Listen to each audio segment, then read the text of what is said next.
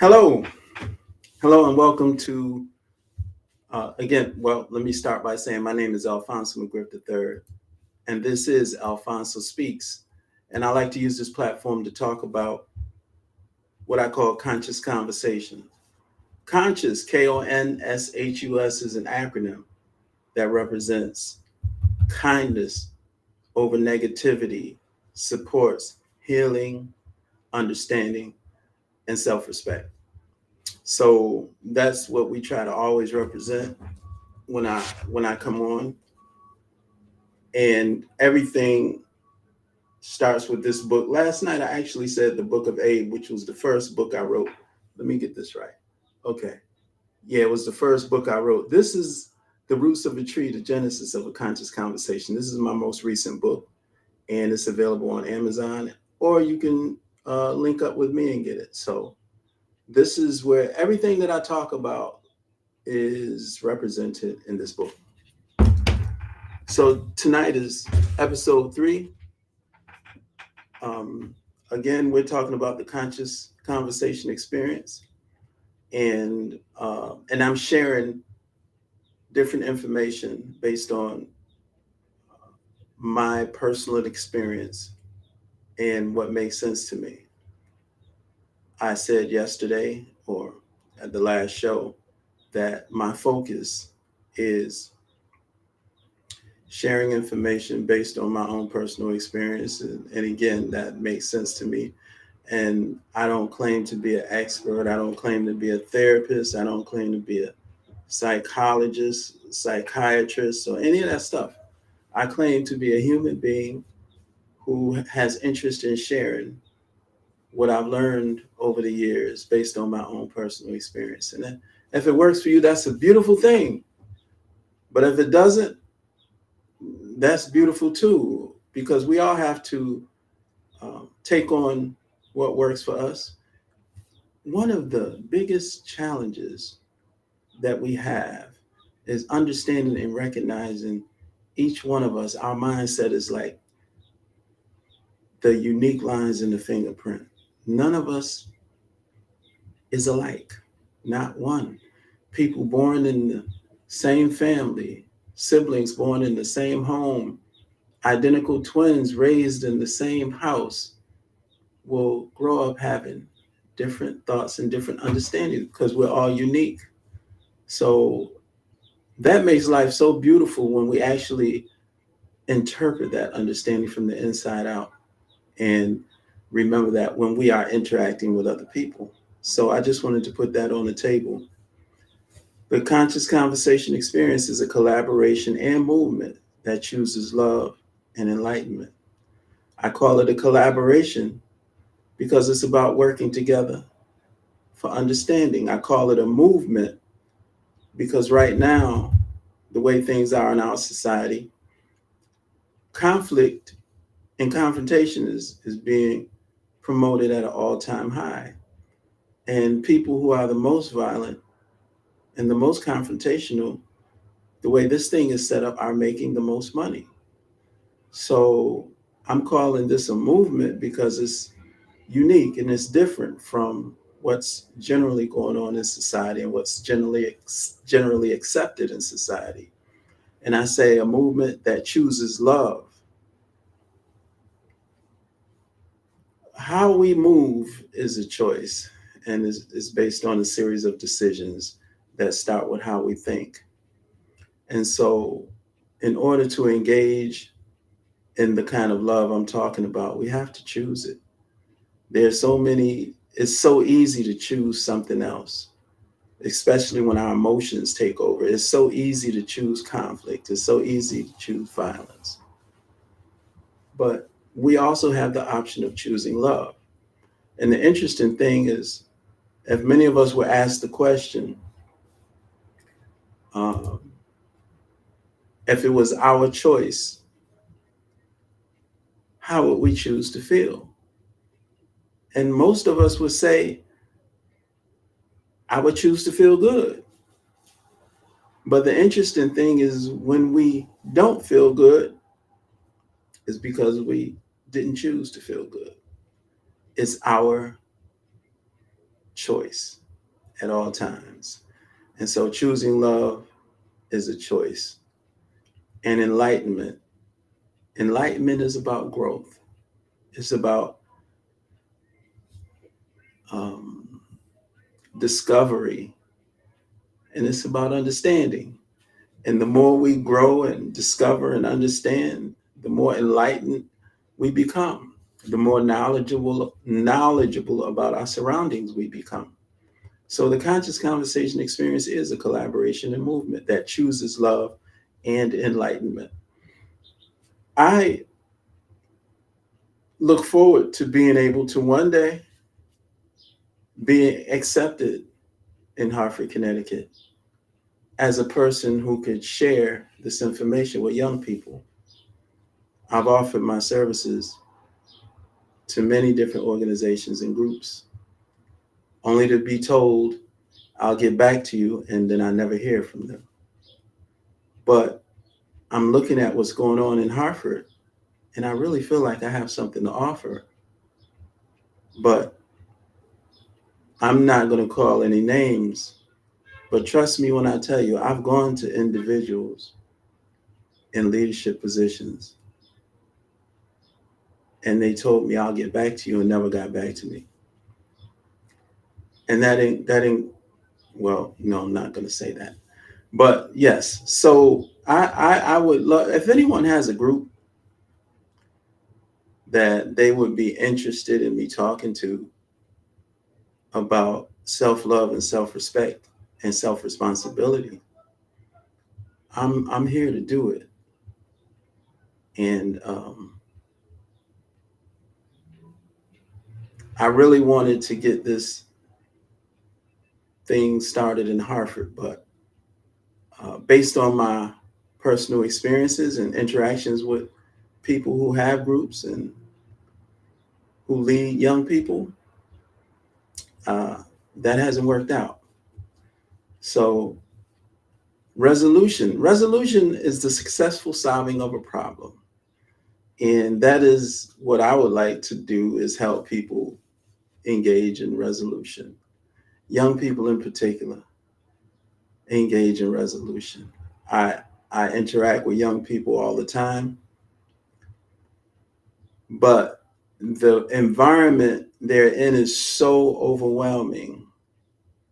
It's difficult to try to present a different look or approach as it relates to life and how they move.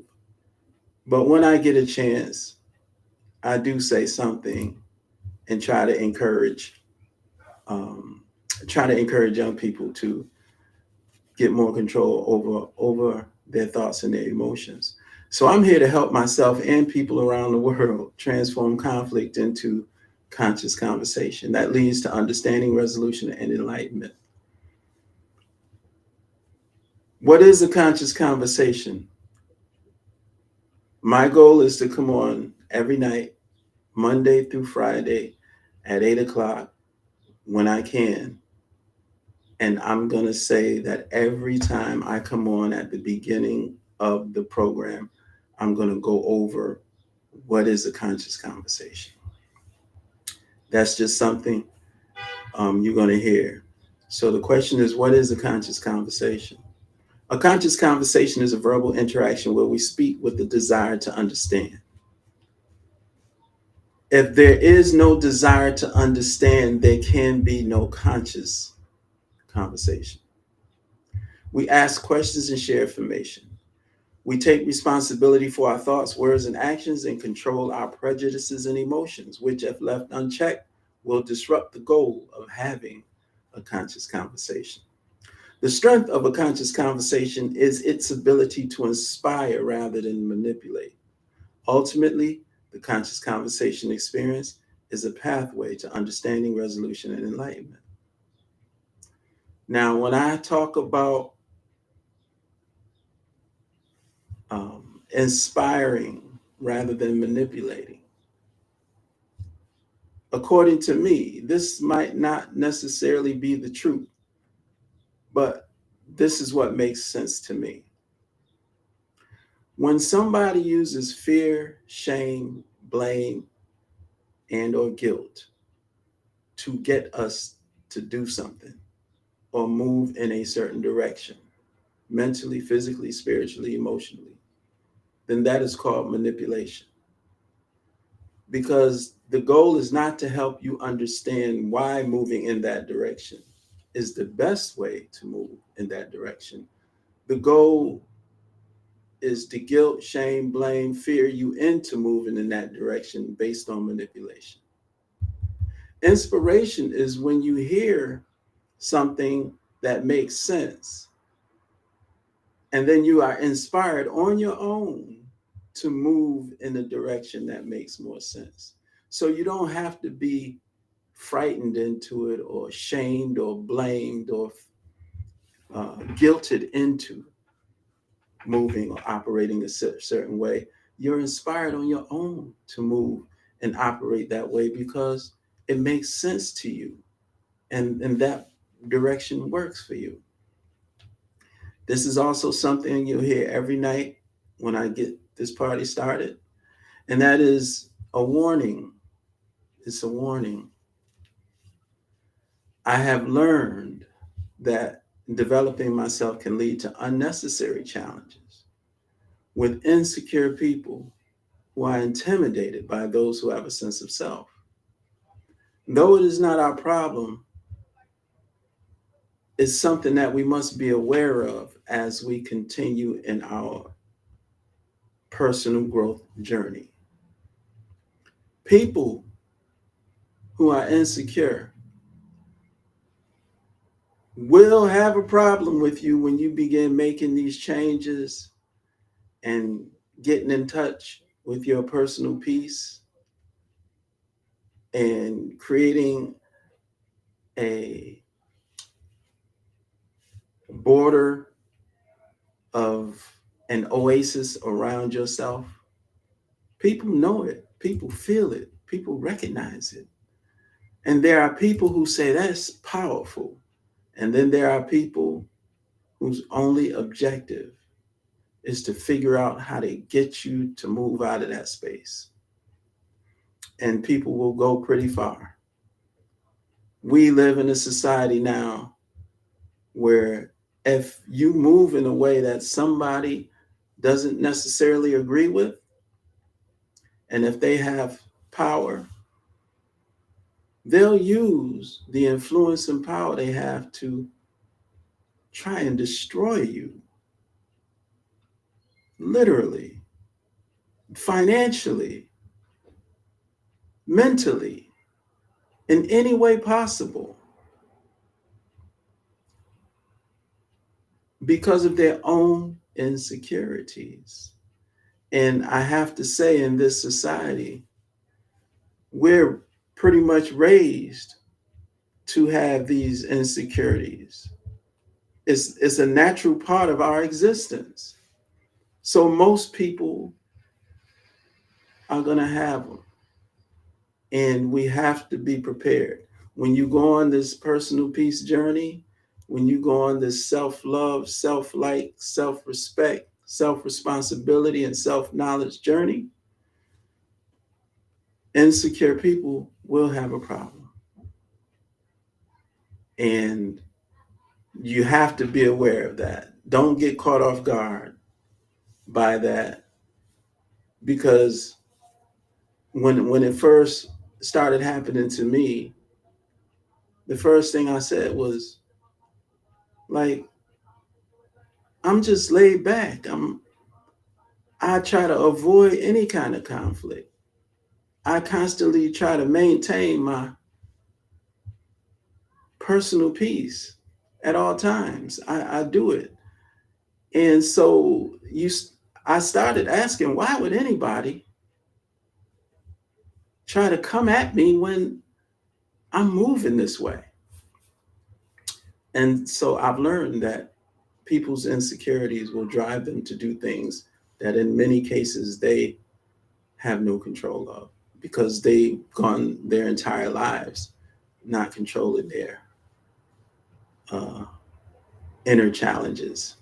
So keep that in mind If you get out here on this personal growth journey, it's a strong possibility that some people are going to have some challenges and be uncomfortable in your presence. And don't ask why, because you'll never know. Now, tonight, when we talk about having a conscious conversation, I want to say that we do not agree or disagree when we're engaging in a conscious conversation. The goal is always understanding. And we do not agree to disagree. One of the things about agreeing to disagree is it just chops off the conversation. And mentally, when we chop a conversation off like that, we remove ourselves from potentially learning from the conversation because we chopped it off.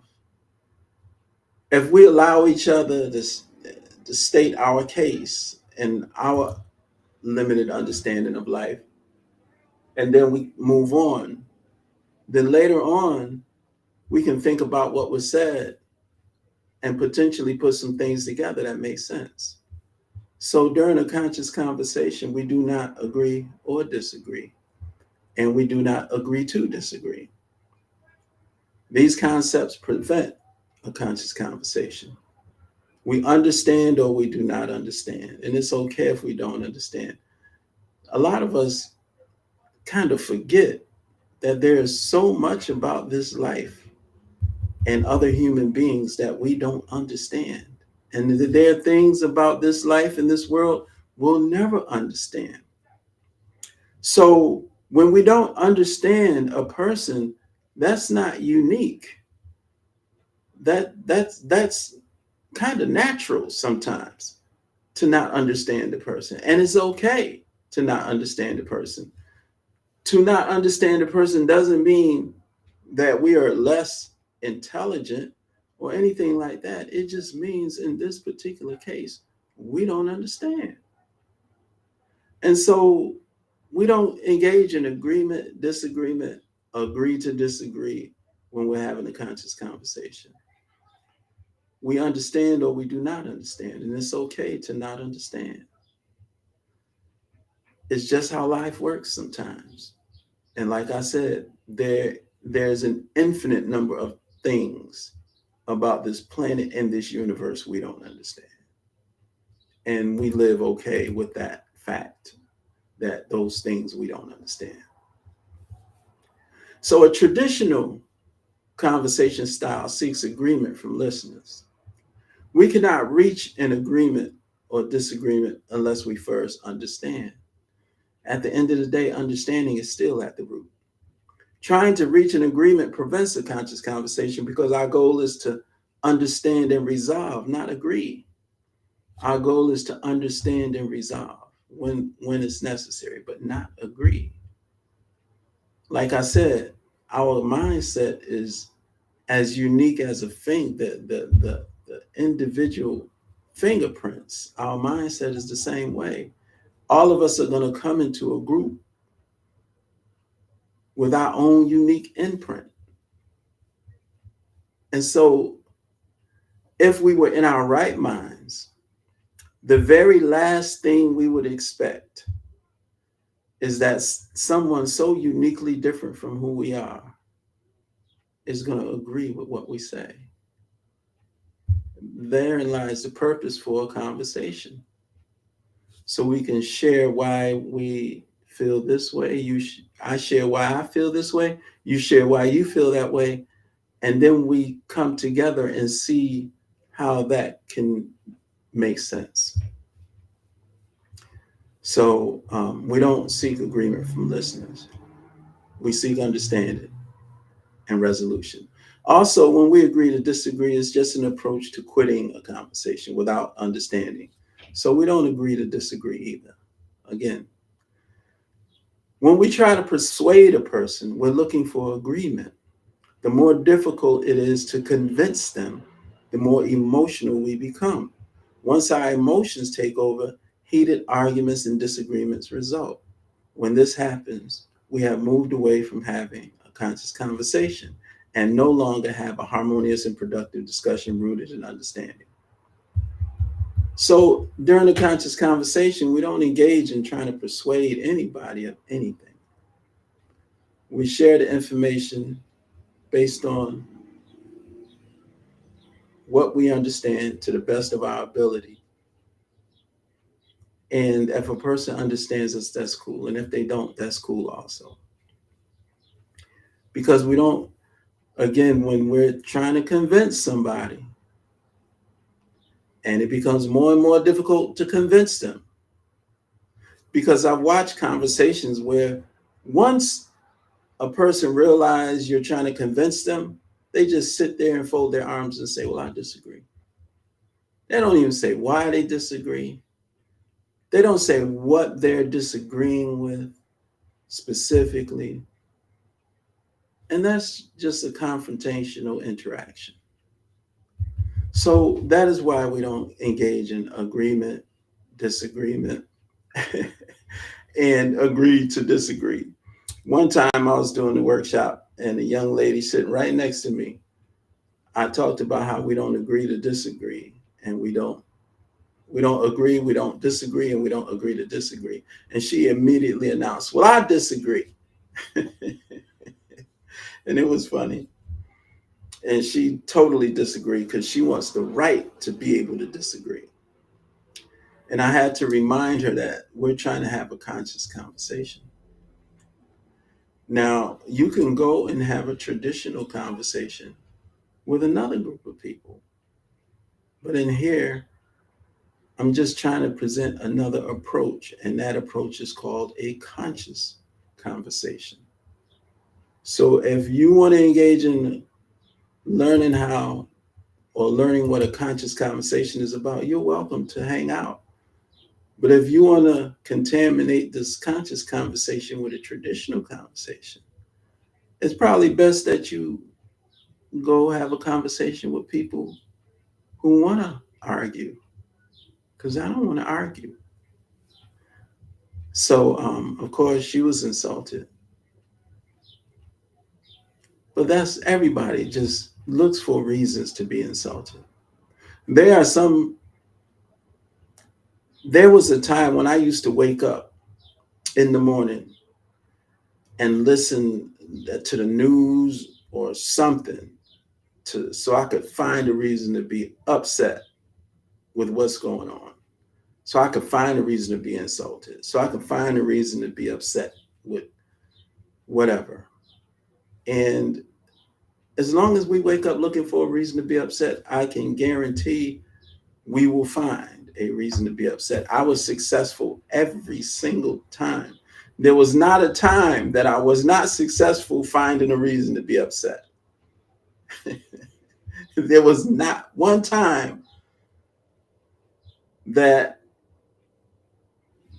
I was unsuccessful trying to find a reason to be upset. So I was successful every time.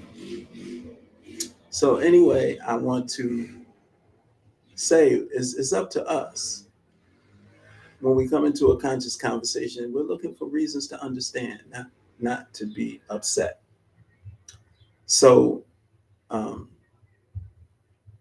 we desire harmonious and productive verbal communication. This way, understanding will be achieved. So that's the key when we're talking about having a conscious conversation and not wanting to be in a fight, a verbal fight or argument. Now, I want to introduce, yesterday I introduced one, today I'm going to introduce another one. And this is behaviors that confirm that we're going to be miserable. And I know I participated in these behaviors.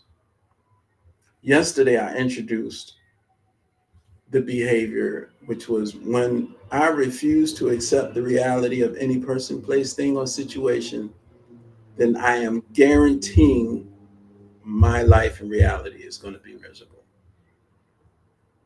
And so many of us live in this reality where we absolutely refuse to accept reality.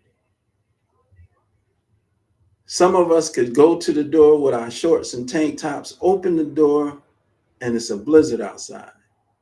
And we'll say it's not supposed to be snowing in the summertime. And we'll walk out there and get frostbite with our shorts and tank top because we refuse to accept the reality that in spite of what normally happens, it is a blizzard outside. What I'm saying is, when we refuse to accept reality, this is what I was saying yesterday. When we refuse to accept reality, we also cut ourselves off from having a plan to deal with the reality. But you can't develop a plan if you don't accept the reality first.